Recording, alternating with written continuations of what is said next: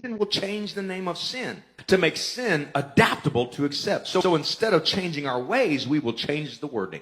Instead of pedophilia, we'll call it minor attracted people.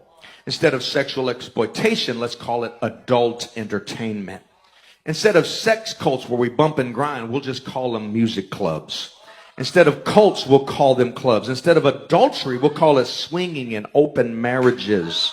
Instead of mental illness, let's call it gender dysphoria.